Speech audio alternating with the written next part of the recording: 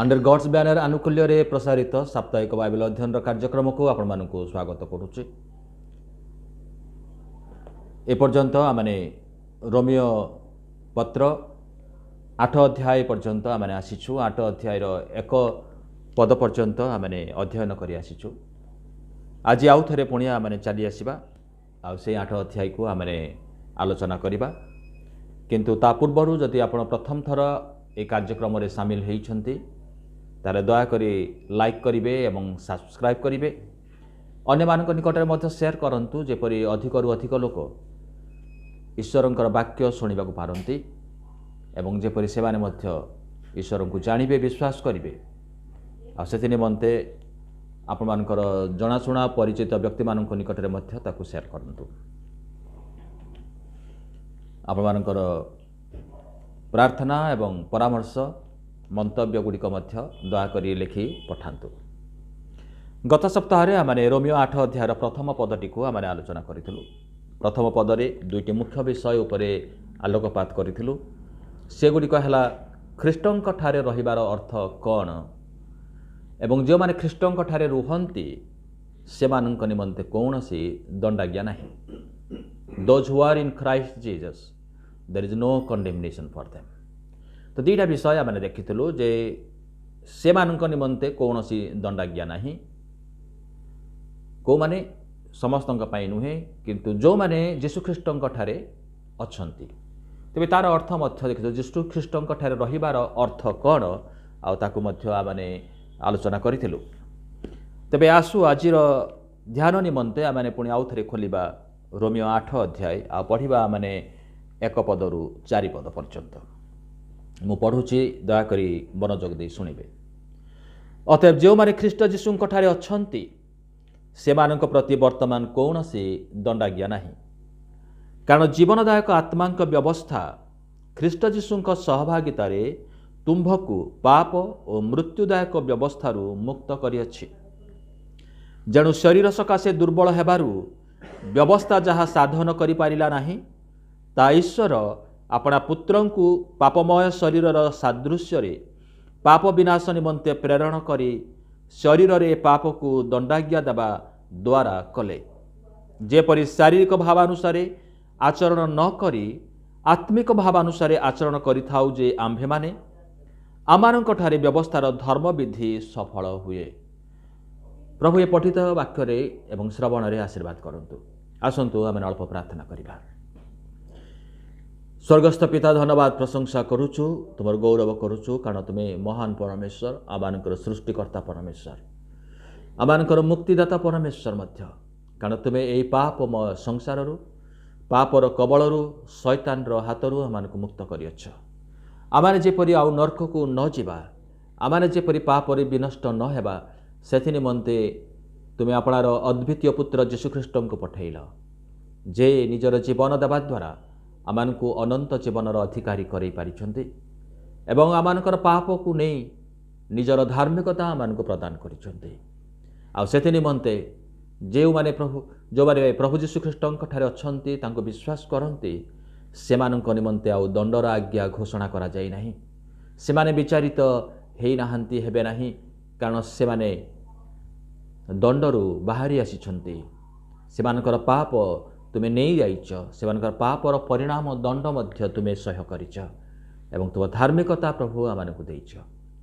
धन्यवाद दौचु तुमर से प्रेम निमंते एवं तुमर सुंदर योजना पाई।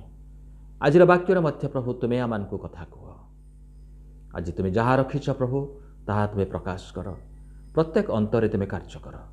सब गौरव महिमा तुमको दे यीशुंक नाम रे मागिलु आमेन। एठी आज आउ गोटे सुंदर विषय आम चिंता करवा ताहा आपण माने पाइबे 2 पदरे। कारण जीवनदायक आत्मांक व्यवस्था ख्रीष्ट जीशुंक सहभागितारे तुम्भकु पाप और मृत्युदायक व्यवस्थारु मुक्त करिअछि। 2 प्रकार विषय प्रेरित पाउल कहउछन्ति। कॉन्ट्राडिक्शन एठी देखुछु आबारे। गोटे होउछि कोन ना जीवनदायक आत्मांक व्यवस्था पुणी आउ गोटे अच्छी कौन मृत्युदायक व्यवस्था। तेबे ए दुईटी व्यवस्था वर्तमान यही जगत रे कार्य करुछि। सर्वसाधारण रे समस्ते जेहेतु पाप करिसेंती पापर परिणाम मृत्यु। मनुष्य जो दिन पाप करिछि सेई दिन तार परिणाम मध्य से भोग करुछि। ईश्वरଙ୍କ सृष्टि मृत्यु नथिला किंतु मनुष्य जतले पाप कला आउ तार परिणाम मध्य से नहीं आसिला। आउ सेई दिन ठारू आमे देखुछु जे मृत्यु जगत रे कार्य करुछि एवं समस्ते मृत्युर अधीन रे अछंती। एपरि जणे केही नाही जे कि कहि परिबो से केबे मरिबो नाही। इतिहास रे मध्य देखिबे एपरि केही नाहंती जो माने केबे मरि नाहंती। जते जण जगत को आसिले समस्ते मृत्युवरण करिसंती कारण पापर जो परिणाम जगत रे रहिछि समस्तंकु भोगिबाको पड़िबो। कारण पापर कबल रे समस्ते अछंती, पापर अधिकार रे समस्ते अछंती।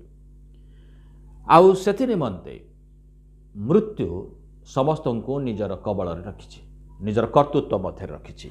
आउ ए मृत्युदायक व्यवस्था रो मुक्त करिबा पई ईश्वर तांकर पुत्रंकु पठेइले। तबे सेई ईश्वरंकर पुत्र आउ जे आसिले से जीवनदायक आत्मांकर व्यवस्था को से आरंभ कले। आउ ए जीवनदायक आत्मा आमानंकु जो माने पापरे अछंती, पापरे कबलित अछंती, जो माने मृत्युदायक व्यवस्थार अधीन रे अछंती से मानंकु मुक्त करे। तेबे दुईटा विषय आउ आबार एठे देखुछु जतबेले जीवनदायक आत्मांक व्यवस्था बोली कुहा जाउची दुईटा विषय आमे देखुछु। नंबर 1 होची जे ताहा पवित्र आत्मांकर व्यवस्था, the law of the Holi spirit.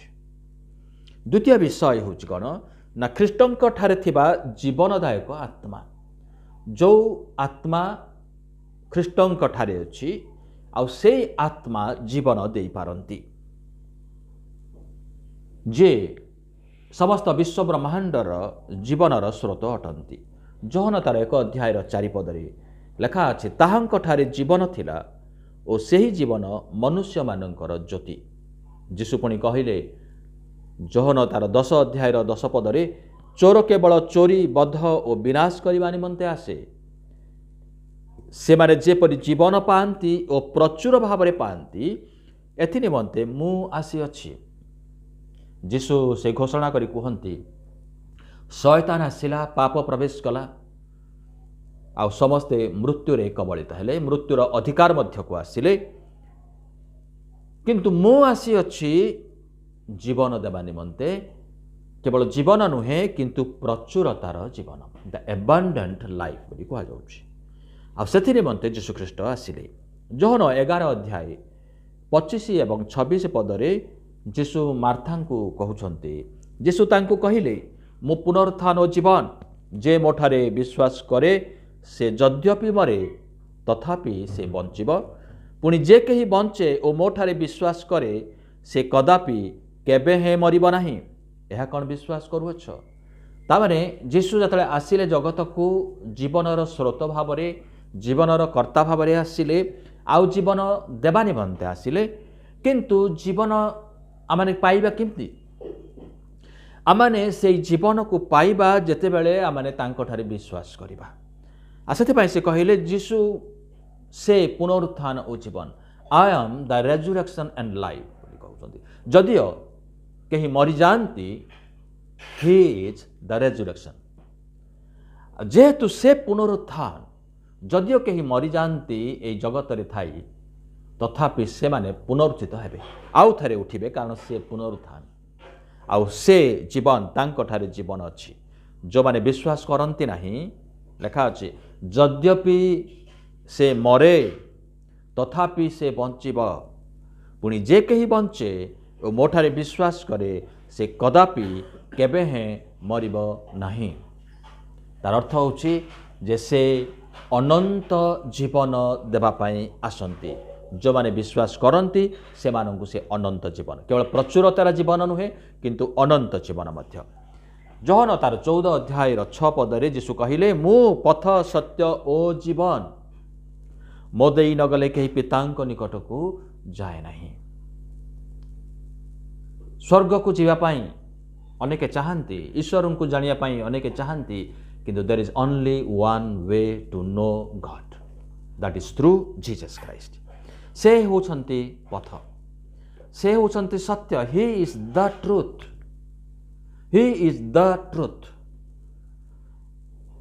जदि सत्य को जानिबार रहिछि ही इज द ट्रुथ से जीवन तांको ठारे जीवन अच्छी प्रचुरतार जीवन अनंत कालीन जीवन अच्छी जोहन तार 5 अध्याय 24 पदरे यीशु कहती सत्य सत्य मु तुमको कहूअछि जे मोहर वाक्य शुणी मोहर प्रेरणकर्ता को विश्वास करे से अनंत जीवन प्राप्त होइअछि पुणी से विचारित न होई बरं मृत्यु को अतिक्रम करी जीवन रे प्रवेश करिअछि। प्रभुंकर धन्यवाद हो जे जो माने प्रभु यीशु को विश्वास करती जो माने प्रभु यीशु वाक्य को शुणती से माने मृत्यु को अतिक्रम कर सारी एवं जीवन रे प्रवेश कर सारी कहीं ना प्रथम जोहन तार 5 अध्याय 12 पद लिखा अच्छी जे पुत्र को पाई अच्छी से जीवन पाई अच्छी जे ईश्वर पुत्र को पाई नहीं से जीवन ही पाई नहीं there is no life without Christ से जीवनदायक आत्मा तेरे प्रश्न होउची जे आत्मा किपरि जीवन दे पारंती जड़े व्यक्ति किपरि एही जीवनदायक आत्मा लाभ करि पारे जद्वारा से आउ केबे मरिब नाही मात्र चिरकाल निमंते जीवन धारण करि पारे। प्रथम विषय आम देखिबा the spirit gives life by freeing the believer from sin and death पाप एवं मृत्यु ठारू मुक्त करी आत्मा जीवन दियंती से जीवन दियंती किभली भाବରେ ना आमानंकु पापरु एवं मृत्युर कबलरु मुक्त करिबा परे से आमानंकु जीवन दियंती सेही कथा माने आउ 1 एवं 2 पदरे आबार देखुचु अतएव जो माने ख्रीष्ट जीशुंक ठारे अछंती से मानक प्रति वर्तमान कौनसी दंडाज्ञा नाही कारण जीवनदायक आत्मांक व्यवस्था ख्रीष्ट जीशुंक सहभागितारे तुम्भकु पाप और मृत्युदायक व्यवस्थार मुक्त करिअछि।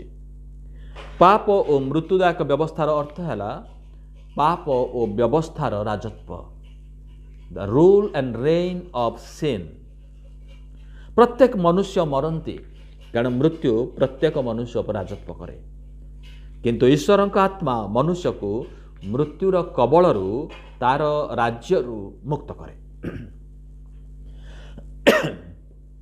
पुणी जीवनदायक आत्मा विश्वासी को पाप एवं मृत्युर कबलरू रक्षा करे अनंत काल पाई धार्मिकतार जीवन जापन करिवा पाई आत्मा विश्वासी को मुक्त करती केवल मृत्युर से मुक्त करती छाड़ी दियंती ताहा नुह किंतु से अनंत काल पाई जेपरि से माने जीवन धारण करि परिबे तेणु अनंत जीवन मध्य दियंती। आउ द्वितीय विषय से कौन करती ना विश्वासी जेपरि ख्रीष्टंकर सादृश्य रे जीवन जापन करि परिबो सेथिपाई पवित्र आत्मा ताको मुक्त करती he frees a person from evil जो मंदता ताको बांधिकी रखे एवं नरक आड़ को टाणी निए शैतान ताको बांधि पकाए विभिन्न प्रकार प्रलोभन देखई आ पवित्र आत्मा कौन करे ना से व्यक्ति को जेतेबेले से पाप रे पतित हुए आ पवित्र आत्मा तांको कन्विक्शन दियंती आउ से जानी पारे पापर बोध से पाए जे हाँ से पाप करिछि आ तार क्षमार आवश्यक रही आ सेते अनुताप पूर्वक जतले से हासे प्रभु ताको क्षमा करती।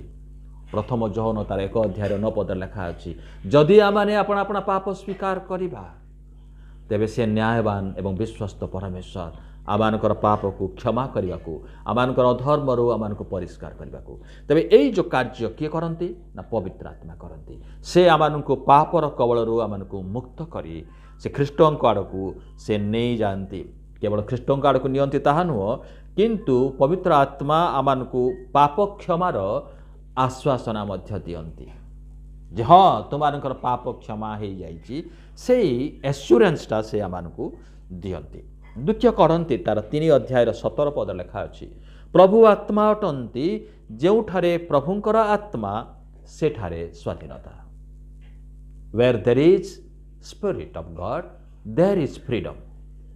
ସେଇଠାରେ ସ୍ୱାଧୀନତା, କାରଣ ସେମାନେ ଆଉ ବନ୍ଦିତ୍ୱ ଅବସ୍ଥାରେ ଆଉ ନାହାନ୍ତି, ସେମାନେ ଆଉ ଦାସତ୍ୱ ଜୁଆଳିରେ ଯୋଚା ଯାଇନାହାନ୍ତି, ପାପର କବଳରୁ ମୁକ୍ତ ହୋଇଛନ୍ତି, ଶୈତାନର ହାତରୁ ସେମାନେ ମୁକ୍ତ ହୋଇଛନ୍ତି। ପ୍ରଭୁଙ୍କର ଆତ୍ମା ଯଦି ଅଛି ସେଇଠାରେ ସ୍ୱାଧୀନତା ମଧ୍ୟ ଅଛି। ଗୀତ ସଂହିତା 16:11 ପଦ ଲେଖା ଅଛି, ତୁମ୍ଭେ ମୋତେ ଜୀବନର ପଥ ଦେଖାଇବ, ତୁମ୍ଭ ସମ୍ମୁଖରେ ଆନନ୍ଦର ପୂର୍ଣ୍ଣତା ଥାଏ, ତୁମ୍ଭ ଦକ୍ଷିଣ ପାଖରେ ନିତ୍ୟ ସୁଖ ଭୋଗ ଥାଏ। ଈଶ୍ୱର ଆମମାନଙ୍କୁ ଜୀବନର ପଥ ଦେଖାନ୍ତି। ଦ୍ୱିତୀୟ ବିଷୟକୁ ଆମେ ଆସିବା ଯେ ଆତ୍ମା କିଭଳି ଜୀବନ ଦେଇପାରନ୍ତି।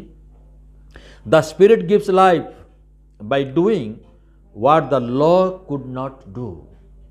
ବ୍ୟବସ୍ଥା ଯାହା କରିପାରିଲା ନାହିଁ, ଆତ୍ମା ତାହା ସାଧନ କରି ଜୀବନ ଦିଅନ୍ତି।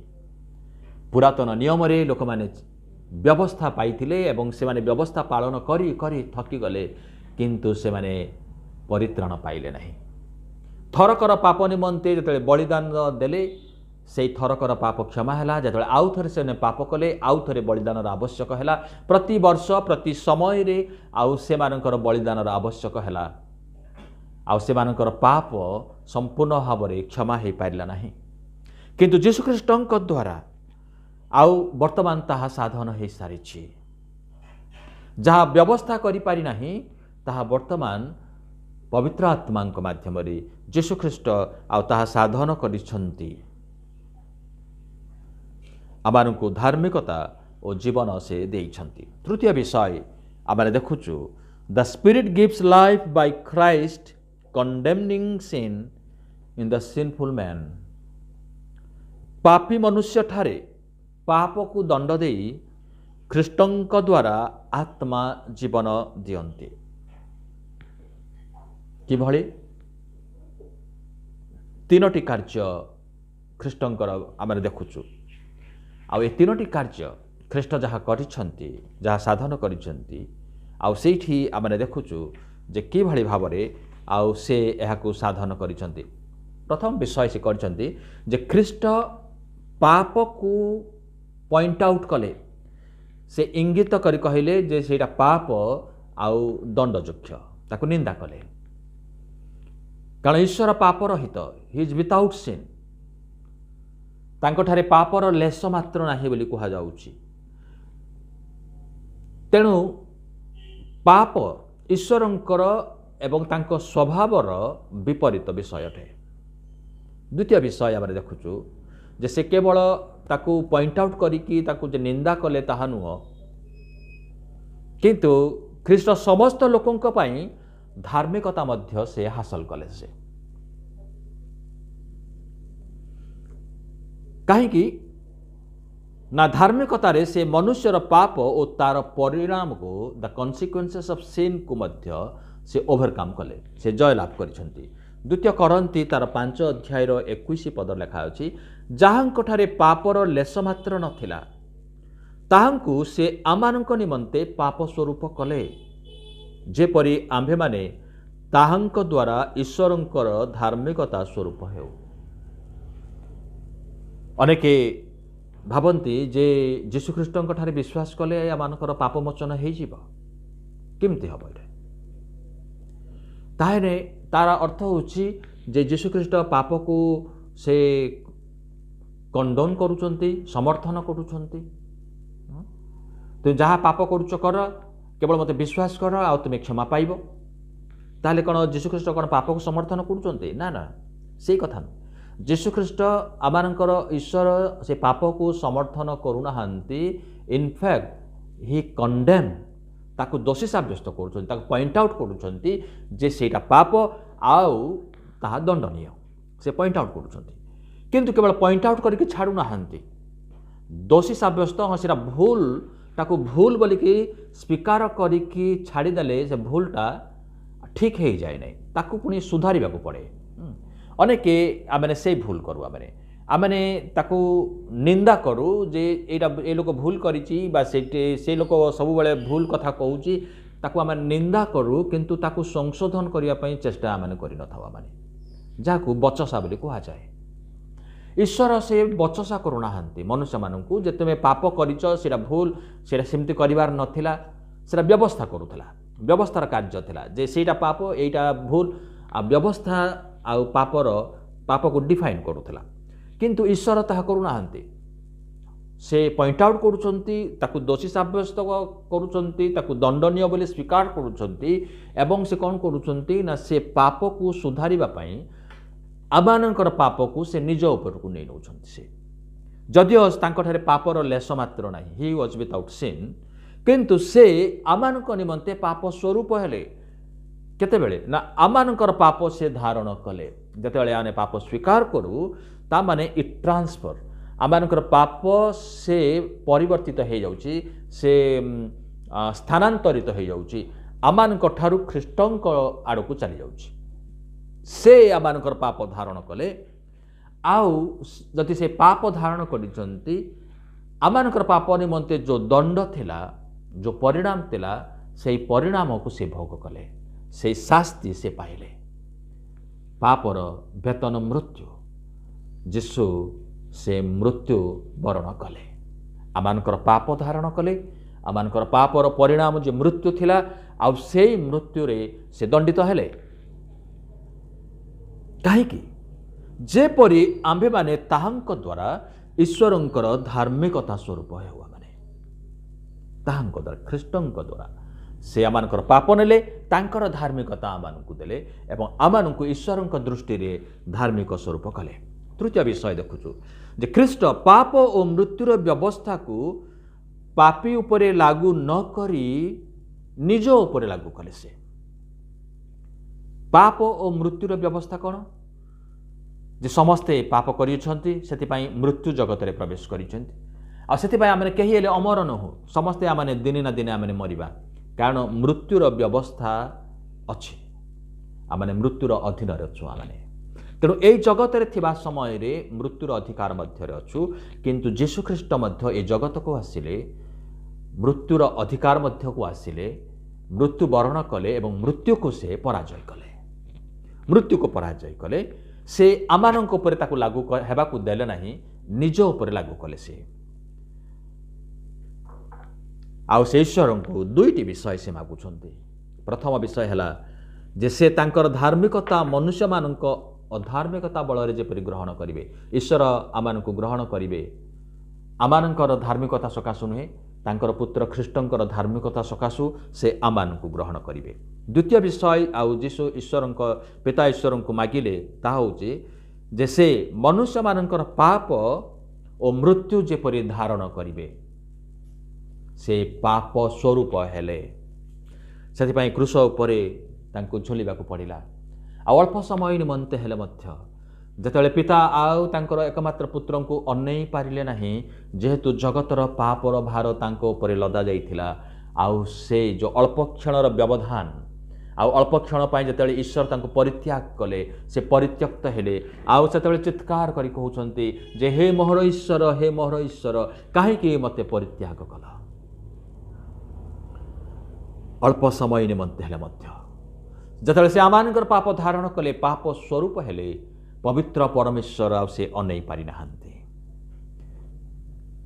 प्रथम पितर 2 अध्याय 24 पद लेखा अछि आम्भे माने जेपरि पाप प्रति मृत होई धार्मिकता निमंते जीवन यापन करू एथि निमंते से आपे क्रूस उपरे निज शरीर रे आमानकर समस्त पाप बहन कले ताहांक प्रहार रे तुम्भे माने सुस्थ होइअछ से पाप को पराजय करिअछंती मृत्युर नाहुड़ भांगी विजयी होइअछंती केते गोटी रेफरेंस मु कहिबी आ समय करी आपण माने पढ़िबे प्रथम करंती 15 अध्याय 5 56-57 रोमियो तार 5 अध्याय 6 पद 8 पद प्रथम करंती 15 अध्याय 3 पद गालातिय 3 अध्याय 13 पद तीतस 2 अध्याय 14 पद एवं प्रथम पितर 3 अध्याय 18 पद आ पढ़िबे आ स्पष्ट भाव जे यीशु ख्रीष्ट किभଳି आमानकर पाप निमंते क्रूसरे मृत्युवरण करने द्वारा से आमानकु मुक्त करिअछंती आ ताहा स्पष्ट भाव ए सबु वाक्य लेखा अछि शेषरे The Spirit gives life by Christ providing righteousness for us. ଖ୍ରୀଷ୍ଟଙ୍କ ଦ୍ୱାରା ଆମମାନଙ୍କୁ ଧାର୍ମିକତା ପ୍ରଦାନ କରି ଆତ୍ମା ଜୀବନ ଦିଅନ୍ତି। ଯେଉଁମାନେ ପାପର ସ୍ୱଭାବକୁ ପରିତ୍ୟାଗ କରି ଆତ୍ମାଙ୍କର ଅନୁସରଣ କରନ୍ତି ସେମାନଙ୍କୁ ସେ ଧାର୍ମିକତା ଦିଅନ୍ତି। ଯେତେବେଳେ ଜଣେ ବ୍ୟକ୍ତି ଯୀଶୁଙ୍କୁ ବିଶ୍ୱାସ କରେ ସେତେବେଳେ ଆତ୍ମା ତା ଅନ୍ତରରେ ଈଶ୍ୱରଙ୍କର ଧାର୍ମିକତାକୁ ପରିପୂର୍ଣ୍ଣ କରନ୍ତି। 2 କରନ୍ତି 5 ଅଧ୍ୟାୟର 21 ପଦରେ ଯାହା ମାନେ ପଢ଼ିଥିଲୁ ଲେଖା ଅଛି, ଯାହାଙ୍କଠାରେ ପାପର ଲେଶ ମାତ୍ର ନଥିଲା ତାହାଙ୍କୁ ସେ ଆମମାନଙ୍କ ନିମନ୍ତେ ପାପ ସ୍ୱରୂପ କଲେ, ଯେପରି ଆମମାନେ ତାହାଙ୍କ ଦ୍ୱାରା ଈଶ୍ୱରଙ୍କର ଧାର୍ମିକତା ସ୍ୱରୂପ ହେଉ। ପ୍ରେରିତ 13 ଅଧ୍ୟାୟର 39 ପଦରେ ପୁଣି ମୋଶାଙ୍କ ବ୍ୟବସ୍ଥା ଦ୍ୱାରା ଯେ ସମସ୍ତ ବିଷୟରୁ ଆପଣମାନେ ମୁକ୍ତ ହୋଇ ଧାର୍ମିକ ଗଣିତ ହୋଇପାରିଲେ ନାହିଁ, ବିଶ୍ୱାସକାରୀ ପ୍ରତ୍ୟେକ ଲୋକ ତାହାଙ୍କ ଦ୍ୱାରା ସେହି ସମସ୍ତ ବିଷୟରୁ ମୁକ୍ତ ହୋଇ ଧାର୍ମିକ ଗଣିତ ହୁଅନ୍ତି। ମନେ ରଖ, ଧାର୍ମିକତା ସମସ୍ତଙ୍କ ନିମନ୍ତେ ଗଣନା କରାଯାଇ ନାହିଁ। ସମସ୍ତେ ଧାର୍ମିକ ବୋଲି ଗଣିତ ହୋଇନାହାନ୍ତି, କିନ୍ତୁ ଯେଉଁମାନେ ପାପର ସ୍ୱଭାବ ଅନୁସାରେ ଜୀବନଯାପନ କରନ୍ତି ନାହିଁ ବରଂ ଆତ୍ମାଙ୍କ ଦ୍ୱାରା ପରିଚାଳିତ ଜୀବନଯାପନ କରନ୍ତି ସେମାନଙ୍କୁ ଗଣନା କରାଯାଇଛି। ସେମାନେ ଗଣିତ ହୁଅନ୍ତି। ଓକେ, ଈଶ୍ୱରର ପ୍ରୋଭିଜନ୍ ରହିଛି ଯେ ସମସ୍ତେ ଧାର୍ମିକ ଗଣିତ ହୋଇପାରିବେ, ଗୋଟିଏ ସର୍ତ୍ତରେ ଯେ ଯେଉଁମାନେ ପ୍ରଭୁ ଯୀଶୁଙ୍କୁ ବିଶ୍ୱାସ କରି ତାଙ୍କର ସେ କାଲଭରି କ୍ରୁଶ ଉପରେ କରାଯାଇଥିବା କାର୍ଯ୍ୟକୁ ବିଶ୍ୱାସ କରନ୍ତି ଯେ ହଁ ମୋର ପାପ ସେ ଧାରଣ କରିଛନ୍ତି ମୋତେ ଧାର୍ମିକ ଗଣିତ କରିବା ନିମନ୍ତେ। ଯେତେବେଳେ ଆମେ ବିଶ୍ୱାସ କରୁ ଆମମାନଙ୍କର ପାପ ସ୍ୱୀକାର କରୁ ସେତେବେଳେ ଆମମାନଙ୍କର ପାପ ଯୀଶୁଖ୍ରୀଷ୍ଟଙ୍କ ଉପରେ ସ୍ଥାନାନ୍ତରିତ ହୋଇଯାଏ, ତାଙ୍କର ଧାର୍ମିକତା ଆମମାନଙ୍କ ଉପରକୁ ଚାଲି ଆସେ। ସେତେବେଳେ ଆମେ ଧାର୍ମିକ ଗଣିତ ହୋଇଥାଉ। ଯଦି ଆପଣମାନେ ଏପର୍ଯ୍ୟନ୍ତ ପ୍ରଭୁ ଯୀଶୁଙ୍କୁ ବିଶ୍ୱାସ କରିନାହାନ୍ତି ତାର ଅର୍ଥ ହେଉଛି ଆପଣମାନେ ପାପର କବଳରେ ଅଛନ୍ତି। ଯଦି ପାପର କବଳରେ ଅଛନ୍ତି ତାହେଲେ ମୃତ୍ୟୁଦାୟକ ବ୍ୟବସ୍ଥାର ଅଧୀନରେ ଅଛନ୍ତି। ଗୋଟିଏ ଉପାୟ, ଯଦି ଯୀଶୁଖ୍ରୀଷ୍ଟଙ୍କୁ ବିଶ୍ୱାସ କରନ୍ତି, ସେ କାଲଭରି କ୍ରୁଶ ଉପରେ କରିଥିବା ତାଙ୍କର ବଳିଦାନକୁ ବିଶ୍ୱାସ କରନ୍ତି, ପାପ ସ୍ୱୀକାର କରନ୍ତି, ପାପର ସ୍ୱଭାବକୁ ପରିତ୍ୟାଗ କରନ୍ତି, ଆଉ ସେତେବେଳେ ଖ୍ରୀଷ୍ଟଙ୍କର ଧାର୍ମିକତା ଆଉ ଆପଣ ଗ୍ରହଣ କରିବେ। ଆଉ ମୃତ୍ୟୁର ବ୍ୟବସ୍ଥାରେ ଆଉ ରହିବେ ନାହିଁ, କିନ୍ତୁ ଆତ୍ମାଙ୍କର ଜୀବନଦାୟକ ବ୍ୟବସ୍ଥା ମଧ୍ୟରେ ରହିବେ। ଆଉ ଯେତେବେଳେ ଜୀବନଦାୟକ ଆତ୍ମାଙ୍କ ବ୍ୟବସ୍ଥାରେ ଆମେ ରହିବା, ଆଉ ସେତେବେଳେ ଯଦିଓ ଆମେ ହୁଏତ ମରିବା ଏହି ଜଗତରେ ତଥାପି ଆମେ ପୁନରୁତ୍ଥିତ ହେବା ଆଉ ଆମେ ଅନନ୍ତ କାଳ ପାଇଁ ଆଉ ତାଙ୍କ ସହିତ ଆମେ ଜୀବିତ ରହିବା। ପ୍ରଭୁ ପ୍ରତ୍ୟେକଙ୍କୁ ଆଶୀର୍ବାଦ କରନ୍ତୁ। ଆସୁ ଆମେ ପ୍ରାର୍ଥନା କରିବା। ଦୟାମୟ ପିତା, ଧନ୍ୟବାଦ ଦେଉଛୁ ଯେ ତୁମେ କେତେ ଦୟା ଅନୁଗ୍ରହ କରି ଆମମାନଙ୍କୁ ମୃତ୍ୟୁଦାୟକ ବ୍ୟବସ୍ଥାରୁ ମୁକ୍ତ କରିଅଛ। ଆମେ ଆଉ ମୃତ୍ୟୁକୁ ଆଉ ଭୟ କରିବା ନାହିଁ, କାରଣ ପ୍ରଭୁ ମୃତ୍ୟୁକୁ ତୁମେ ଜୟଲାଭ କରିଛ। ମୃତ୍ୟୁର ନାହୁଡ଼ ତୁମେ ଭାଙ୍ଗି ଦେଇଛ। ଆମେ ପବିତ୍ର ଆତ୍ମାଙ୍କର ବ୍ୟବସ୍ଥାର ଅଧୀନରେ ଅଛୁ। ଆଉ ସେ ପବିତ୍ର ଆତ୍ମା ନିତ୍ୟ ନିତ୍ୟ ଆମମାନଙ୍କୁ ପରିଚାଳନା କରନ୍ତି, ତୋର ବାକ୍ୟ ଦ୍ୱାରା କଥା କୁହନ୍ତି, ଆମମାନଙ୍କୁ ଶକ୍ତିଯୁକ୍ତ କରନ୍ତି। ଯେତେବେଳେ ଆମେ ପାପରେ ପତିତ ହେଉ ଆମମାନଙ୍କର ଦୁର୍ବଳତାର ସମୟରେ ସେ ଆମମାନଙ୍କୁ ଶକ୍ତି ଯୋଗାନ୍ତି ଏବଂ ଖ୍ରୀଷ୍ଟଙ୍କ ନିକଟକୁ ବାହୁଡ଼ି ଆସିବା ନିମନ୍ତେ ଆମମାନଙ୍କୁ ଆକର୍ଷଣ କରନ୍ତି। ଆମେ ଧନ୍ୟବାଦ ଦେଉ ପ୍ରଭୁ ସେ ପବିତ୍ର ଆତ୍ମାଙ୍କ କାର୍ଯ୍ୟ ନିମନ୍ତେ। ଆମେ ଧନ୍ୟବାଦ ଦେଉଛୁ ଈଶ୍ୱରଙ୍କର ମହାପ୍ରେମ ଅନୁଗ୍ରହ ନିମନ୍ତେ। ଆମେ ଧନ୍ୟବାଦ ଦେଉଛୁ ପ୍ରଭୁ ଯୀଶୁ ଖ୍ରୀଷ୍ଟଙ୍କର ସେ ଅସୀମ ପ୍ରେମ ଏବଂ ତାଙ୍କର ସେ କ୍ରୁଶର କାର୍ଯ୍ୟ ନିମନ୍ତେ। ପ୍ରଭୁ ଆମେ ଆଜି ଧନ୍ୟବାଦ ଦେଉଛୁ ଯେ ତୁମେ ଆମମାନଙ୍କୁ ମୁକ୍ତ କରିଅଛ ଏବଂ ଆମେ ଚିରଦିନ ନିମନ୍ତେ ଆମେ ତୁମର ସନ୍ତାନ ସନ୍ତତି ହେବାକୁ ପାରିଛୁ। ଧନ୍ୟବାଦ ପ୍ରଶଂସା କେବଳ ତୁମକୁ ଦେଇ ଯୀଶୁଙ୍କ ନାମରେ ମାଗିଅଛୁ, ଆମେନ୍। ସମସ୍ତଙ୍କୁ ନମସ୍କାର। ପ୍ରଭୁ ପ୍ରତ୍ୟେକଙ୍କୁ ଆଶୀର୍ବାଦ କରନ୍ତୁ। ପ୍ରେଜ୍ ଦ ଲର୍ଡ।